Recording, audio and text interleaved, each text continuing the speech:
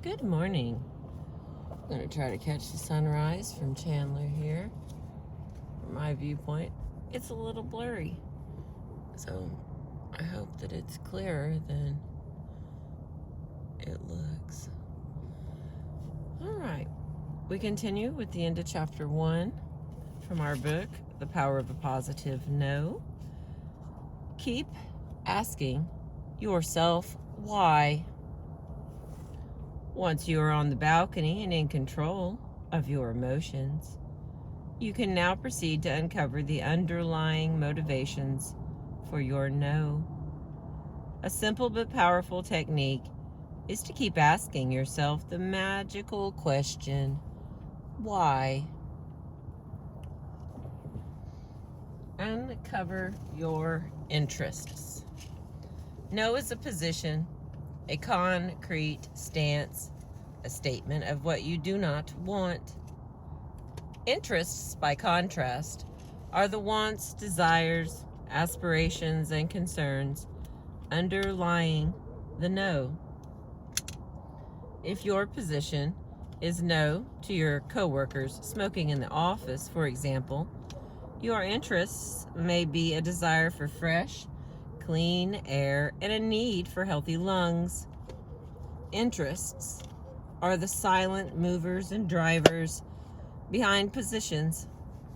Interests, in other words, are what you would like to say yes to. Think for a moment of what exactly you would like to say no to. What is the demand or request you would like to refuse? What is the behavior you find inappropriate or offensive? Picture this in your mind. Be very concrete and specific. Now ask yourself, what yes lies behind your no? The answer isn't always obvious. While we usually know our position, often we haven't probed for our underlying interests. I remember one mediation process in which I spent a few days with the commanders of a separatist movement who had been fighting for 25 years for the independence of their people.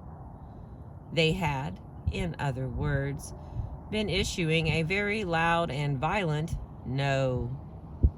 My first question for them was, I understand your position, independence, but tell me about your interests.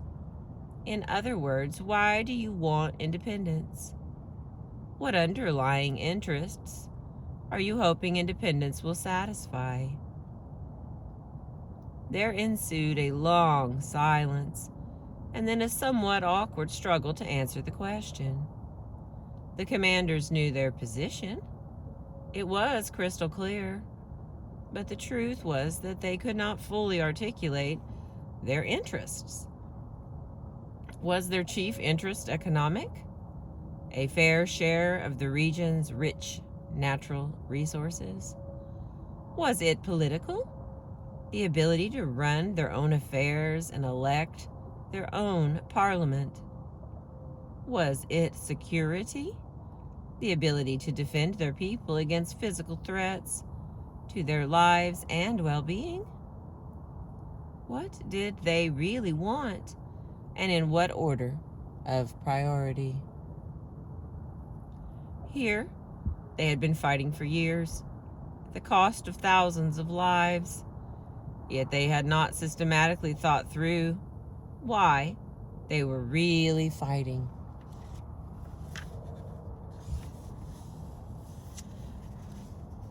Digging beneath your position to understand your interests and asking why again and again is not merely an academic exercise. It is hard to satisfy your real interests if you are not sure what they are. The commanders, as they readily acknowledged, were unlikely anytime soon to obtain their position of independence through military means.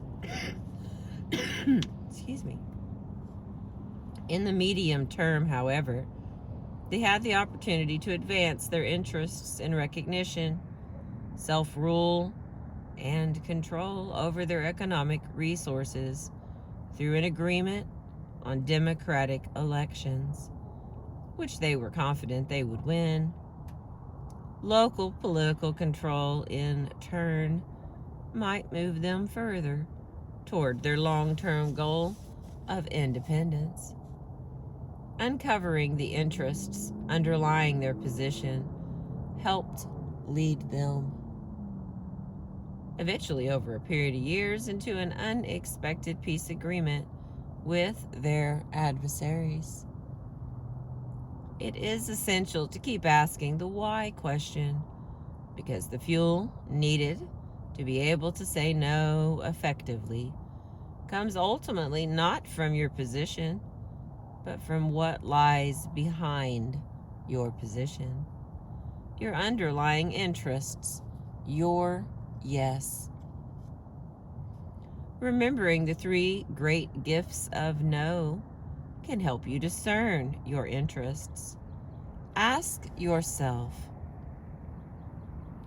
what am I seeking to create by saying no? What other activity or person am I wanting to say yes to? What am I seeking to protect by saying no? What core interest of mine is at risk if I say yes, or simply continue to accept the other's behavior? What am I seeking to change by saying no? What is wrong with the other's current behavior or the situation? And what would be improved if that behavior or situation changed? Uncover your needs. It is useful to probe even deeper into your underlying motivation. Often when we list our interests, we are really listing our wants, our everyday desires, aspirations, and concerns. These are the things or conditions we would like to have, often very, very much. We want our office to be comfortable, the deal to be profitable, the vacation to be relaxing, and the price to be affordable. If we probe deeper, we will find underneath these wants a set of core motivations, our needs. Needs are the basic drives that motivate human behavior. Perhaps the 5 most common basic human needs are safety or survival, food, drink, and other life necessities, belonging and love, respect and meaning, freedom and control over one's fate.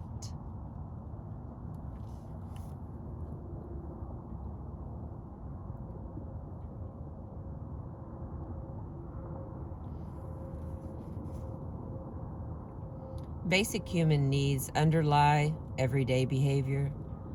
Imagine your boss has asked you to work for the 3rd weekend in a row, and you want to say no because you and your spouse have long-standing plans to go away.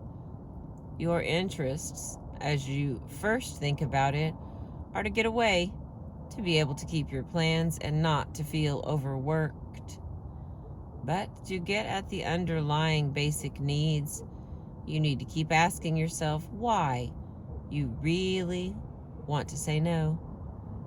Beneath the interest in getting away is an interest in strengthening your marriage.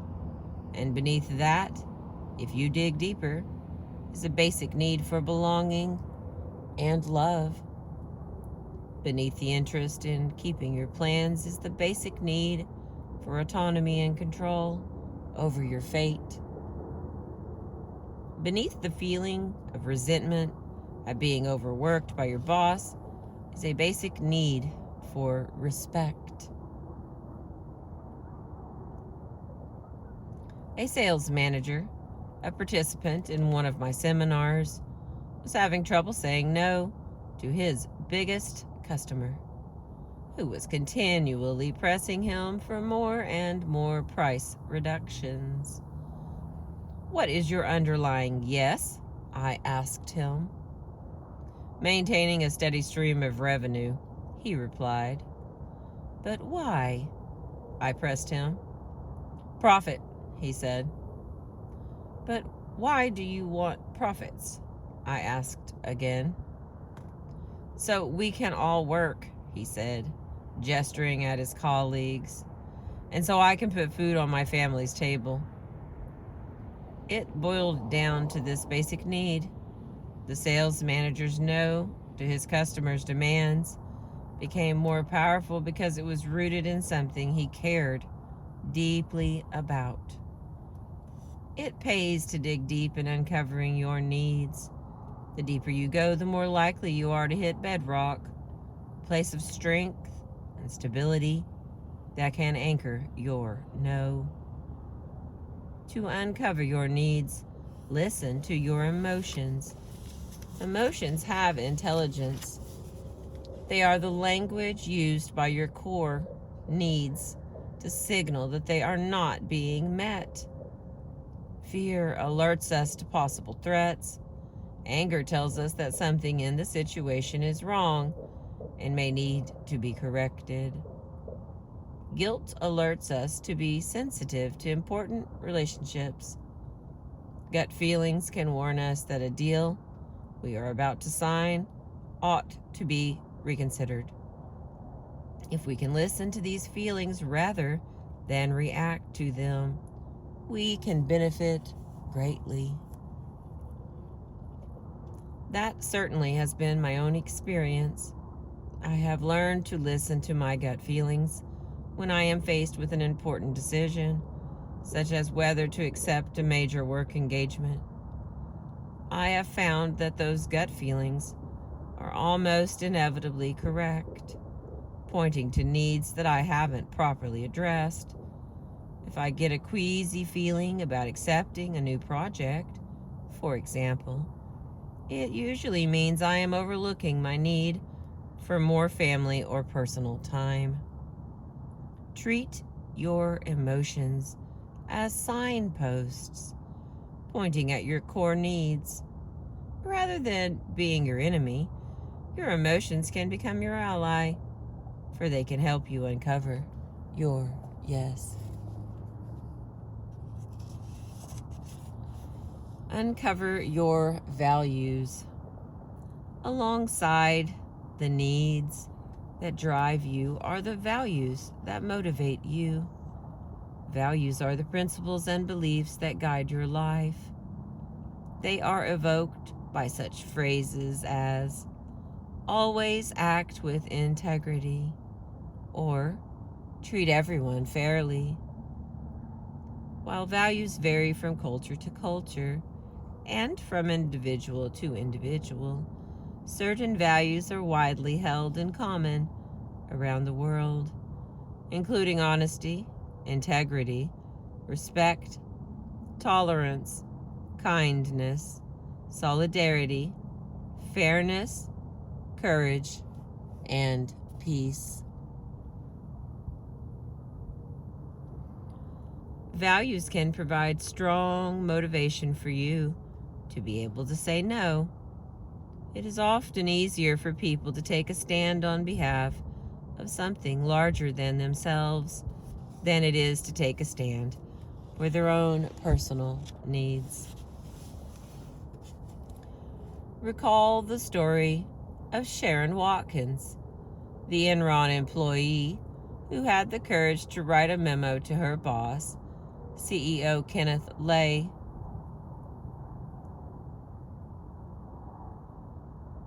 Sorry, that was surprising information. Expressing her strong concern about the unethical and illegal accounting practices then taking place at Enron, and warning that the company could implode in a wave of accounting scandals. Tragically, her memo went unheeded, and the giant energy corporation fell into bankruptcy and criminal investigation, causing thousands of unsuspecting employees to lose their jobs and life's savings. While her memo did not save Enron, her courageous action of standing up for what was right was given widespread publicity. She was named one of Time magazine's People of the Year and held up as a role model that will surely encourage others to do what they can to prevent future Enrons. In saying no to illegal and unethical accounting practices at Enron, Sharon Watkins was saying yes to her values of honesty and integrity. Even though Watkins expected to be fired for her memo, there was no option about whether or not she was going to send it. She knew she had to say something. Her mother later told the Washington Post, "It was a question of values." As Sharon Watkins' story suggests, uncovering your underlying values can provide the motivation necessary to deliver a powerful and positive no.